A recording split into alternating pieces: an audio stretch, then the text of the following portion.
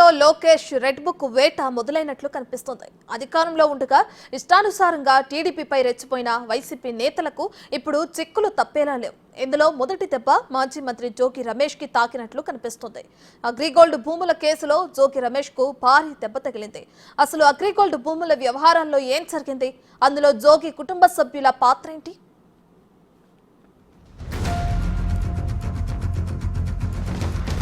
అధికారాన్ని అడ్డం పెట్టుకుని జోగి రమేష్ అండ్ ఫ్యామిలీ భారీ అవినీతికి పాల్పడినట్లు ఏసీబీ అధికారులు గుర్తించారు. మంగళవారం తెల్లవారుజాము నుంచి ఇబ్రహీంపట్నంలోని మాజీ మంత్రి జోగి రమేష్ ఇంట్లో ఏసీబీ అధికారులు సోదాలు నిర్వహించారు. పలు రికార్డులు, డాక్యుమెంట్లను పరిశీలించిన అధికారులు వివిధ రూపాల్లో అక్రమాలకు పాల్పడినట్లు గుర్తించారు.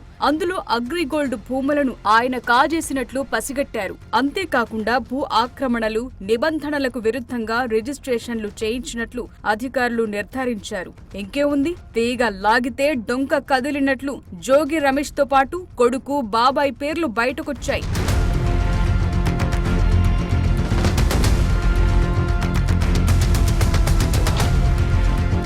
అంబాపురంలో అగ్రిగోల్డ్ కు సంబంధించిన భూములున్నాయి. ఆ భూముల్ని కబ్జా చేసిన జోగి రమేష్ వాటిని అక్రమంగా అమ్మేసి కోట్లు కాజేశారనే ఆరోపణలున్నాయి. అయితే అగ్రిగోల్డ్ కేసును సిఐడి దర్యాప్తు చేస్తోంది. అందువల్ల సర్వే నంబర్లు 69/2 87లో అగ్రిగోల్డ్ కు ప్లాట్ల రూపంలో ఉన్న 2300 గజాల భూమి సిఐడి ఆధీనంలో ఉంది. అలాంటి భూముల్ని కూడా జోగి రమేష్ కొట్టేసి అమ్మేశారనే ఆరోపణలొచ్చాయి. ప్రభుత్వ జప్తులో ఉన్న భూముల సర్వే నంబర్స్ మార్చి అగ్రిగోల్డ్ భూమిని రిజిస్ట్రేషన్ చేసుకున్నట్లు గుర్తించారు.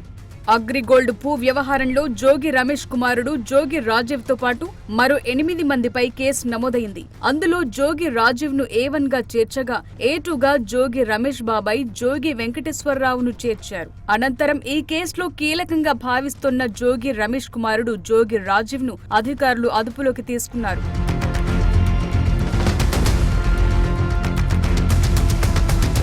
తన తండ్రిపై కక్షతోనే తనను అరెస్టు చేశారని జోగి రాజీవ్ ఆరోపించారు. అందరూ కొన్నట్టే తాము భూములు కొనుగోలు చేశామని చెప్పారు. అగ్రిగోల్డ్ కేసును చట్టపరంగా ఎదుర్కొంటామని జోగి రాజీవ్ చెప్పారు. తమపై ప్రభుత్వం కక్ష సాధింపు చర్యలకు పాల్పడుతోందని ఆయన విమర్శించారు.